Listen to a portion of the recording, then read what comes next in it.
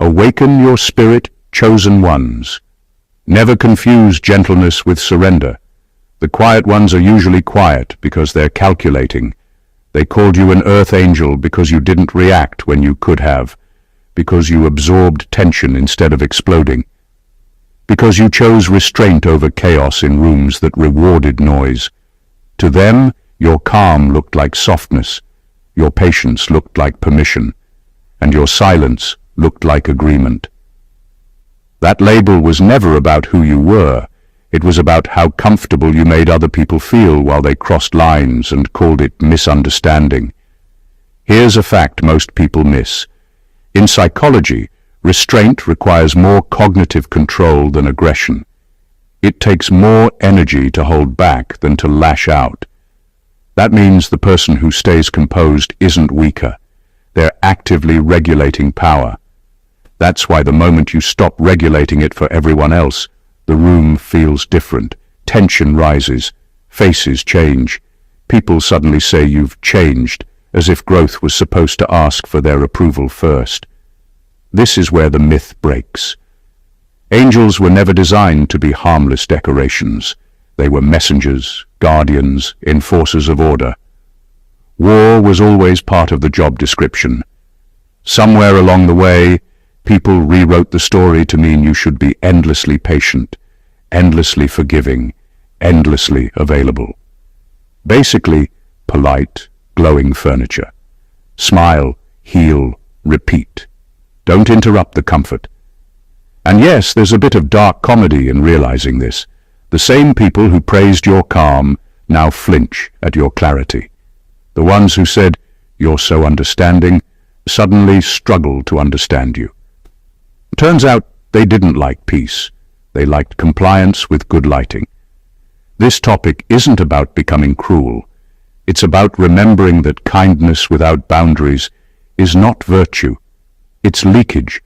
It's about the moment you realize that protecting your energy isn't a fall from grace, it's a return to alignment. They may have called you an earth angel, but they forgot something important. Angels don't exist to be used. They exist to restore balance, and balance, when overdue, is rarely gentle. Number 1. Being called an earth angel was never a compliment. It was a leash. That label sounded warm, spiritual, even flattering, but it quietly boxed you in. When people called you an earth angel, what they really meant was that you were easy to deal with. You didn't push back. You didn't embarrass them by calling out bad behavior. You absorbed discomfort so others wouldn't have to. That name rewarded your tolerance, not your strength. It praised how little trouble you caused, not how much power you held back. Over time, the label became an expectation. Earth angels are supposed to be endlessly patient, endlessly forgiving, endlessly calm. Once people place that title on you, they feel entitled to your understanding. They expect you to excuse what they don't want to fix. They expect you to soften situations they created. And the moment you stop doing that, the tone changes. Suddenly you're different. Suddenly you're not as kind as before. Not because you became worse, but because you stopped being convenient. That's how the leash works. It's invisible, but it pulls every time you try to step out of line. The praise wasn't free, it came with conditions. Stay gentle even when disrespected. Stay calm even when boundaries are crossed. Stay loving even when you're drained. The name wasn't meant to honor you, it was meant to keep you predictable. The truth is, real kindness has teeth. It knows when to step back. It knows when to say enough. But people who benefit from your overgiving don't want real kindness. They want access without consequence. So they dress control up as admiration and call it spiritual. Once you see this clearly, you stop trying to live up to the title. You realize you were never meant to be a symbol for other people's comfort. You were a person with limits, instincts, and self-respect. Dropping the leash doesn't make you cold or cruel. It makes you honest. And honesty, to those who enjoyed your silence, feels like rebellion. Number 2. Your kindness scared people the moment it stopped being negotiable. Kindness is a strange power. When it's optional, it's celebrated. People love it when it serves their convenience, when it cushions their mistakes, when it smooths over their chaos. They call you compassionate, generous, angelic. They smile, they trust, they lean on you. But the moment your kindness stops being negotiable, the moment you decide it has limits, the room changes. Suddenly, your patience, once applauded, becomes threatening. Suddenly, your calm, once comforting, becomes unsettling. People are not used to boundaries from someone they've always relied on to bend. They don't like to be told, implicitly or explicitly, that your energy is yours to protect. They are used to your availability being a given, to your understanding being automatic, to your forgiveness being endless. When that expectation breaks, they panic. They feel unmasked, exposed, and unprepared. They were relying on your compliance, not your choice. That's why, when you finally draw the line, they accuse you of changing, as if choosing yourself is a betrayal. Your kindness wasn't weak, it was strategic. It was always powerful, but it was power disguised as softness. People loved the disguise because it served them. They were comfortable with a version of you that didn't challenge them, didn't demand reflection, didn't confront. But when you stop bending, stop excusing, stop performing for their comfort, the power in your presence becomes undeniable. It's sharp. It cuts. It forces them to face themselves. This is the moment people truly see you. Not as a quiet, patient soul, but as someone fully awake. Someone who has learned that generosity doesn't mean surrender. Your kindness is no longer currency. It's a boundary. And boundaries terrify those who were accustomed to using you without consequence. They fear it, they resist it, they misunderstand it. But in reality, your refusal to negotiate your worth is the purest form of power you've ever shown. And it's a power that no one can take from you. Number 3. Angels go to war when boundaries are violated, not when praise disappears.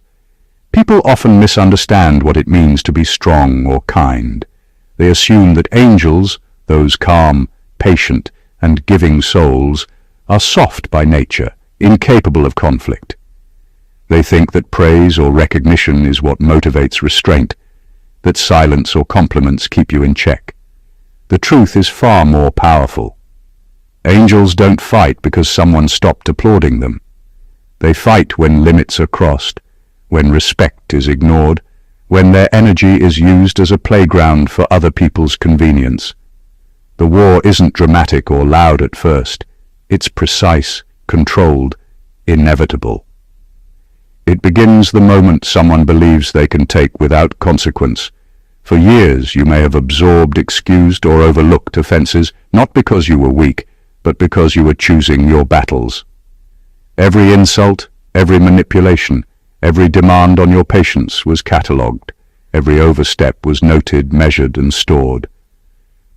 Angels go to war not from impulse, but from the deep understanding that peace without protection is meaningless.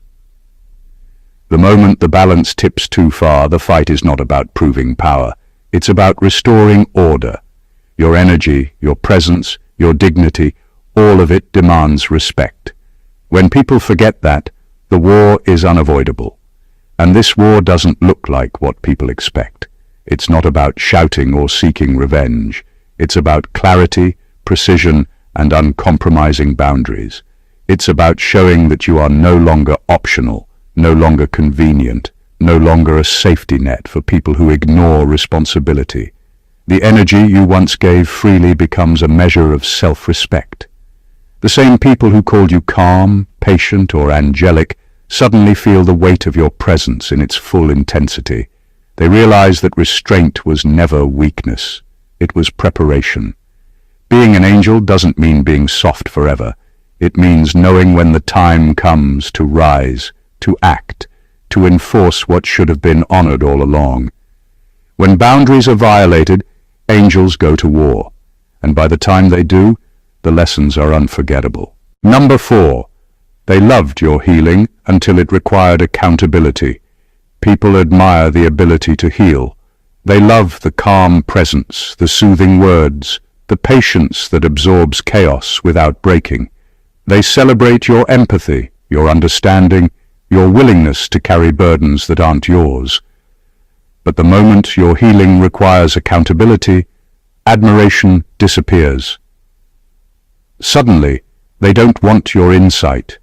They don't want your guidance. They want comfort without consequence, care without reflection, solutions without self-awareness. Your generosity becomes inconvenient because it demands something they never signed up for, the truth. Healing isn't about covering up mistakes or smoothing over pain. Real healing forces reflection. It requires people to face their choices, own their actions, and sometimes change the parts of themselves they hoped you wouldn't notice. That's where many recoil. They were in love with the version of you that fixed without challenging, soothed without confronting, gave without expecting. They didn't realize that true empathy has standards, it has boundaries, it has consequences. Healing without accountability is just enablement, and enablement is rarely respected. This is why your value as a healer has always been misunderstood. People think your care is unconditional, when in reality it has rules: respect, honesty, effort, and responsibility. You can guide, nurture, and support, but you cannot fight battles that others refuse to fight themselves. And when they try to avoid the work, your patience stops being comfortable. It becomes a mirror they don't want to look into. The same hands that once clutched your support now feel exposed, and they push back. The power in your healing lies not in what you give, but in what you demand in return: integrity. The moment your kindness refuses to cover for their recklessness, they panic. They fear losing their safety net, and they blame you for their discomfort. But your strength is not in hiding your expectations. It's in refusing to sacrifice your principles for their ease. They loved your healing only until it became a force they could not control. And that is the moment your power became undeniable. Number 5. You weren't too intense. You were finally precise. People often label intensity as a flaw, as if feeling deeply, acting deliberately, or speaking with clarity is somehow excessive. For years you were told to tone down your reactions, soften your presence, and make your power invisible so others wouldn't feel threatened. They wanted the version of you that could be easily managed, softly contained, and predictably agreeable. But what they called too intense wasn't chaos. It was precision finally taking over. Every word, every action, every boundary was deliberate. Nothing was wasted, nothing was accidental. Being precise is different from being loud or aggressive. It's the art of directing energy where it matters, of choosing battles that have meaning, and of refusing to waste time on distractions or shallow validation. People who thrived when you were vague, indecisive, or overly forgiving now flinch at your presence. They can sense the exactness of your mind, the sharpness of your awareness, the uncompromising clarity that was always there but hidden under the weight of trying to make everyone comfortable. They mistake it for intensity because it exposes them, and exposure is uncomfortable. Precision comes with control. It comes from observing patterns, understanding motives, and acting in a way that aligns with your truth rather than someone else's expectations. It's a quiet, undeniable force. When you finally act with precision, you stop being everyone's safe harbor. You stop being the person who absorbs blame, soothes tension, or excuses repeated offenses. You become intentional, accountable, and unstoppable in ways that make others nervous because it forces them to meet reality. The reality is that intensity was never the problem. You were never too much. The problem was that people around you weren't ready to handle someone who finally moved with purpose, thought with clarity, and refused to dilute their energy. Your precision is not aggression. It is authority. It is the moment they realize you were never playing their game. You were always building yours, quietly, deliberately, and with power they can't contain. Number 6. Your anger is not a fall from grace, it is a return to self. People often react to your anger as if it's a flaw, a sign that you've lost control or gone too far. They've been conditioned to see calmness as the ultimate virtue and conflict as a moral failure. But the truth is, your anger is not a deviation. It's a homecoming. It's the moment you stop apologizing for existing fully and start acknowledging the parts of yourself that were ignored, dismissed, or trampled for too long. Anger is not the opposite of grace. It's the signal that grace has been stretched beyond its limits. For too long you may have absorbed insults, tolerated disrespect, and softened your responses to keep the peace. That peace wasn't a reflection of weakness, it was a reflection of discipline, strategy, and restraint. But there comes a moment when continued self-sacrifice no longer serves your growth. That's when anger emerges, not as a blind outburst, but as a powerful reclamation. It's the energy that reminds you and everyone else that your boundaries are non-negotiable and your presence demands respect. Anger, when rooted in truth, has clarity. It's not about seeking revenge or breaking people. It's about recalibrating the space around you so it matches your worth. It reveals who respects your limits and who has been taking advantage of your patience. It exposes hypocrisy, dishonesty, and cowardice without you having to shout it to the world. It's precise, contained, and purposeful. The moment you embrace your anger, you stop pretending to be endlessly accommodating. You stop giving permission for others to exploit your silence. You reclaim the energy that was being drained by people too comfortable with your absence of confrontation. That's why your anger terrifies them. They have relied on your grace as a buffer, and now it's been replaced with undeniable self-respect. Anger is not failure. It's a compass pointing back to your truth. It's the signal that you are no longer bending to fit into someone else's comfort zone.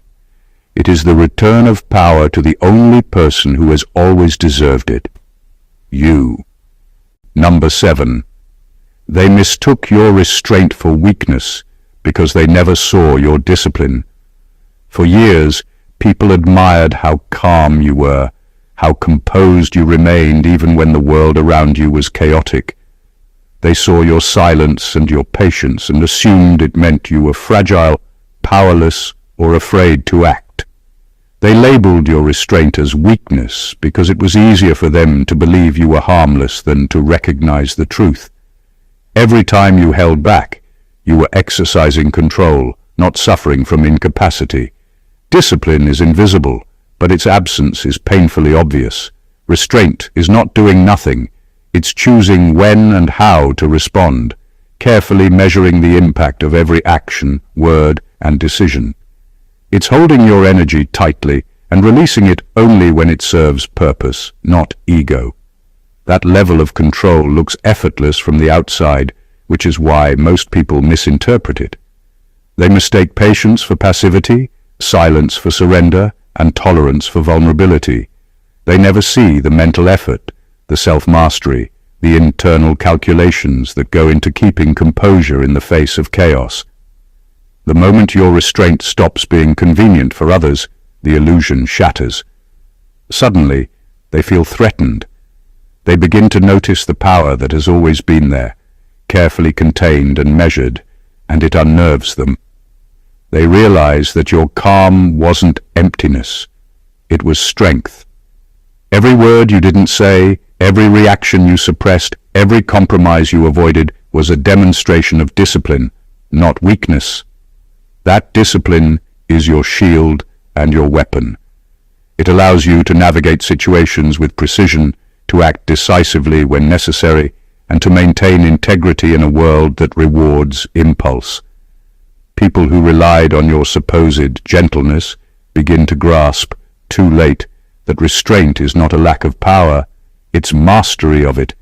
The same hands that once pushed against your patience now tremble at the realization that you were never theirs to manipulate. Your restraint was never a gift to them. It was a testament to your self-control, your awareness, and your unwavering commitment to your own path. Discipline is quiet, but when it reveals itself, it commands attention, and that revelation changes everything. Number 8. You learned that mercy without memory invites repeat offense. Mercy has always been your strength, the thing people admired about you. They saw your willingness to forgive, to give second chances, and to overlook mistakes, and they praised it as generosity. What they didn't see, and what most people never understand, is that true mercy is not about erasing the past.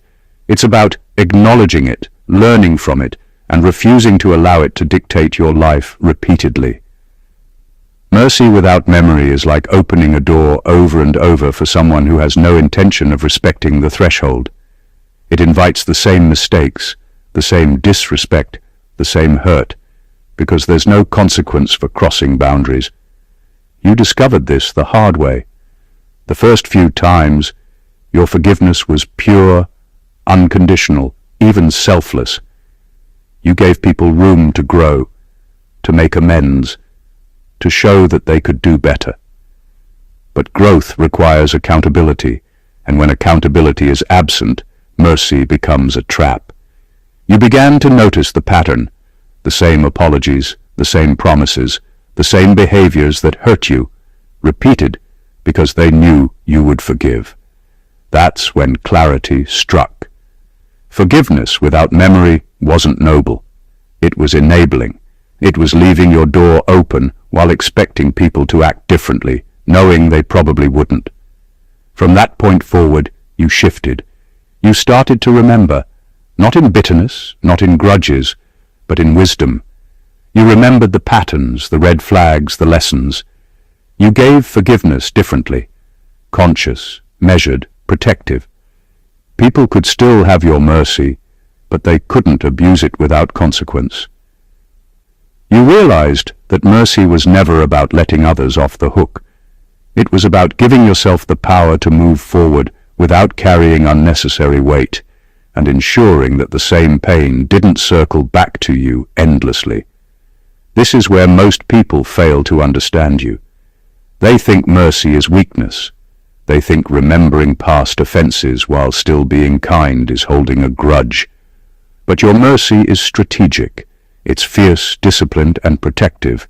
You forgive, but you do not forget. And in that balance, you reclaim your power, your peace, and your ability to move forward without letting the past repeat itself. Mercy without memory may look soft, but when combined with awareness, it becomes unstoppable. Number 9. You didn't become hard, you became exact.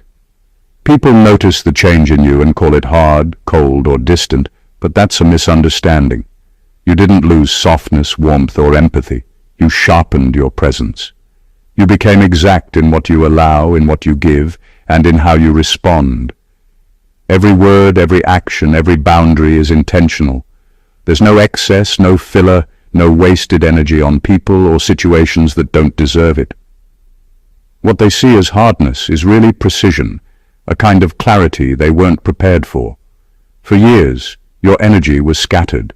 You gave freely, sometimes too freely, to people who didn't appreciate it. You explained yourself repeatedly, excused behavior that didn't deserve excuse, and softened your edges so others would feel comfortable. That generosity was beautiful, but it was also draining, and eventually you realized that giving without thought, reacting without purpose, and excusing without accountability didn't make you kind. It made you available for exploitation. That's when you started being exact. Being exact doesn't mean being cruel or unfeeling. It means choosing where your energy goes and who truly deserves it. It means acting deliberately rather than reactively. It means refusing to waste time on drama, manipulation, or people who refuse to meet you halfway. It's about alignment with your values and protection of your space, your peace, and your integrity. Those who thrived on your previous flexibility feel shocked because they were used to bending reality to fit their convenience. You no longer bend. You no longer negotiate your worth. Exactness is a kind of power people rarely recognize. It's quiet but undeniable. It commands respect, not through fear or aggression, but through consistency, clarity, and intention. You aren't hard for standing your ground. You're exact, and that exactness is your armor, your compass, and your unspoken statement. You will no longer dilute yourself to make others comfortable. You are precise in a world that thrives on chaos, and that clarity is far more striking and far more intimidating than any anger or loud confrontation ever could be. Number 10. Your war is internal, and that's why it terrifies them. People assume conflict is loud and visible, full of shouting, arguments, and obvious confrontations. They think the battles worth noticing are the ones everyone can see. But your real war has always been internal. It's the struggle to maintain your integrity, to protect your energy, to navigate a world full of manipulation and entitlement without losing yourself. You fought endless battles in silence, weighing every decision, observing every move, and calculating when to act, when to hold back, and when to let go. That kind of war isn't visible, but it's infinitely more dangerous because it doesn't require their awareness to be effective. The internal war is subtle but powerful. Every time someone tried to cross a line, you analyzed, measured, and responded with thought, not impulse. Every time someone tested your patience, you weighed the cost of engagement versus the cost of silence. You've been strategizing, anticipating, and preparing, all while keeping an exterior calm that made them feel safe, in control, and unconcerned. That calm was never weakness. It was the mask of a mind at war, quietly mapping the truth of every interaction. When people sense the results of this internal discipline, they get scared. They don't know where your boundaries will land, or when your patience will finally run out. They don't see the countless hours spent in self-control, reflection, and calculation, which makes every action you take now sharp, precise, and intentional. They are unnerved because they've been used to predictability, and your internal war has removed that predictability entirely. Your real power has never been in aggression or confrontation. It's in preparation, awareness, and self-mastery. It's terrifying to those who relied on exploiting your patience because they suddenly realize that every word, every boundary, every reaction is no longer theirs to manipulate. You have fought a war internally that most people would collapse under, and the victory lies in your presence, your clarity, and your refusal to compromise your truth. That is why your silence speaks louder than words ever could, and why it unsettles anyone who thought they understood you. Number 11. They wanted you holy, not sovereign. For a long time, people admired your goodness. They praised your patience, your forgiveness, your empathy, your willingness to give more than they could ever imagine. They called you an angel, a healer, someone rare and pure. What they didn't understand, and what they never wanted to understand, was that their admiration came with a hidden expectation. They wanted your holiness to be a service, a performance that made them feel safe, comfortable, and unchallenged. They wanted the image of your goodness without ever considering the person behind it. Sovereignty, on the other hand, has nothing to do with pleasing others. Sovereignty is self-rule. It's the refusal to let anyone dictate your energy, your choices, or your peace. It's the recognition that your life, your boundaries, and your voice belong to you alone. When you began to claim your sovereignty, people grew uneasy. The same ones who applauded your calm and praised your patience suddenly labeled you difficult, cold, or different. They weren't ready to meet a person who demanded respect on their own terms, rather than on the terms of everyone else's comfort. They mistook your compliance for humility and your silence for agreement. They expected you to be endlessly giving, endlessly forgiving, endlessly pliable. When you started living as your own authority, your own standard of integrity, they felt threatened. Your sovereignty is not rebellion for the sake of it. It is simply alignment with your truth. It exposes their entitlement and forces them to face a reality they never prepared for, that you exist first for yourself, not for them. Being sovereign is not a fall from grace. It is the natural evolution of someone who has lived too long under expectation and misuse. Holiness without sovereignty is shallow. True power comes from owning your space, your choices, and your energy unapologetically. When you stop performing for approval and start ruling your life, people see it as defiance, but in reality, it's your freedom. And nothing is more magnetic, intimidating, and undeniable than that. Number 12. You don't seek revenge, you withdraw oxygen. Revenge is messy, it's noisy, impulsive, and often leaves you tangled in the very chaos you wanted to escape. That's why you learned a different, far more effective method: withdrawal. You don't need to shout, attack, or retaliate. You simply stop giving what they thrived on: your attention, your energy, your presence. These are the resources people take for granted. When you quietly remove them, the effect is immediate and undeniable. It's not a display. It's a recalibration. They suddenly realize how much they depended on you, and the absence speaks louder than anything you could say. Withdrawing isn't weakness. It's strategy. It's the awareness that your involvement, your compassion, your care was always a choice, and when that choice is withheld, it becomes a lesson in accountability.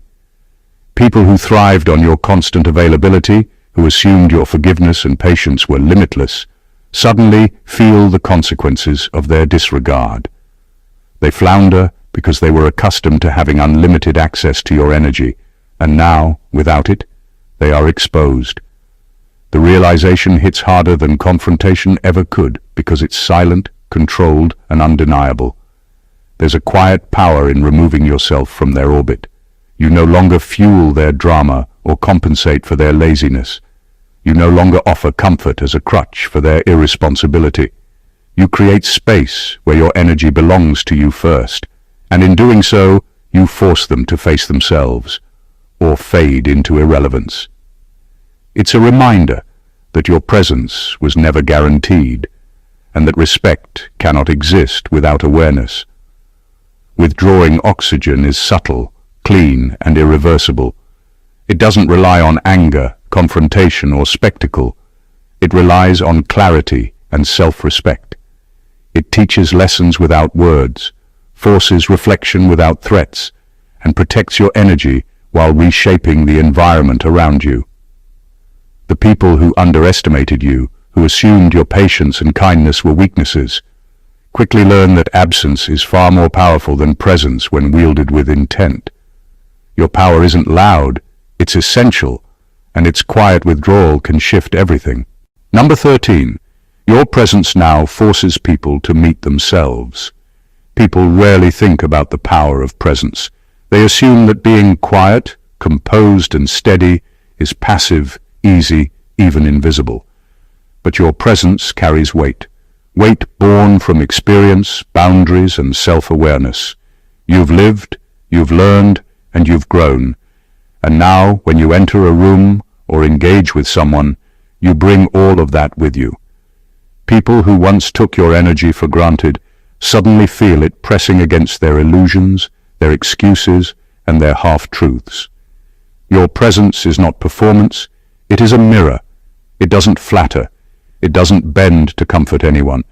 It simply exists fully and forces others to confront the reality they usually avoid. They may feel uncomfortable, irritated, or even defensive. That's because your presence exposes their inconsistencies. It reminds them of promises they never kept, boundaries they never respected, and the energy they squandered while relying on yours. The calm, the clarity, the focus you now carry is unfamiliar to them because it doesn't serve their narrative. It doesn't apologize for their mistakes. It doesn't excuse repeated offenses. It simply is, precise, unwavering, and honest. This is why people often misread you as cold or intimidating. They are not reacting to you. They are reacting to themselves, to the parts they cannot face. Your presence has no interest in approval or admiration. It has no need to justify itself. It only holds space for truth, reflection, and accountability. Those who are ready rise to meet it. Those who are not shrink, stumble, or retreat. The power of presence is silent but undeniable. It doesn't demand action, it demands recognition. People are forced to measure themselves against someone who no longer compromises their standards, someone who refuses to dilute their energy for convenience, someone who has aligned completely with their own truth. And that confrontation, whether they admit it or not, changes the dynamics forever. Your presence is not a gift. They cannot borrow it lightly anymore. It is a force that commands honesty, clarity, and respect, and that alone makes it irresistible and terrifying to those unprepared to meet themselves. Number 14. You were never meant to stay an angel in their story, only in your own. For a long time, people framed your life as if it existed for their comfort, their admiration, their approval. They called you an angel and praised your patience, your kindness, your willingness to forgive.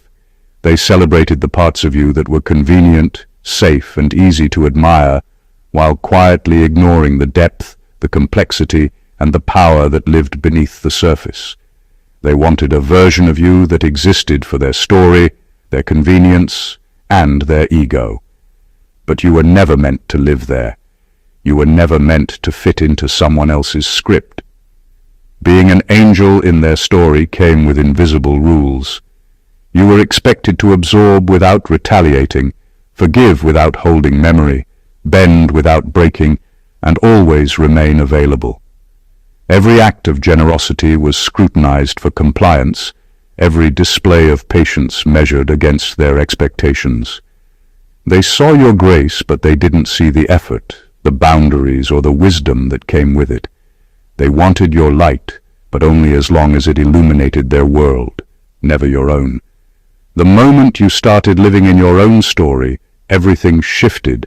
You stopped performing for applause, stopped bending for approval, stopped excusing behavior that violated your limits. You embraced your truth, claimed your boundaries, and aligned with the person you were meant to be, not the version they wanted. This is when people label you different, cold, or distant. They misunderstand because their version of reality depended on you staying in their story, pliable and predictable. Living in your own story isn't rebellion, it's sovereignty. It's refusing to shrink for anyone's comfort, refusing to perform kindness for validation, refusing to compromise your energy for the narrative of others. You're still compassionate, still aware, still powerful, but now that power exists on your terms. You are an angel in your own story, fierce and aligned, and nothing they expect or imagine can contain you. Finally, your life is yours, and that is the most formidable, undeniable truth of all. Conclusion. Every word, every boundary, every silent moment of restraint tells a story of power disguised as patience. You were called an angel, praised for your kindness, celebrated for your calm, but those labels never defined you. They were a reflection of how others wanted to use you, not who you truly are. Behind every forgiving smile, every quiet presence, and every act of mercy lies a force that cannot be contained. You didn't become harsh, distant, or unkind. You became precise, sovereign, and aligned. You learned that real power isn't loud, it doesn't demand applause. It quietly shifts dynamics, protects your energy, and forces people to meet themselves. Your anger, your clarity, your exactness, and even your silence are all part of the armor you forged. You are no longer living in the story others wrote for you. You are in your own, and every decision you make honors your truth. The same patience that once made you a target now becomes your weapon of discernment. The mercy that once invited exploitation now is guided by memory, wisdom, and boundaries. You don't seek revenge. You simply remove your energy, and the lesson speaks for itself. Every presence, every boundary, every refusal to compromise signals one undeniable truth. You exist first for yourself, and that is the ultimate power. This isn't just growth, it's evolution. It's the shift from being admired to being respected, from being convenient to being essential, from being a silent observer to a conscious force in your own life. You've returned to yourself, fully, unapologetically, and with a force that can no longer be overlooked or misused. If this resonated with you, make sure to join the movement.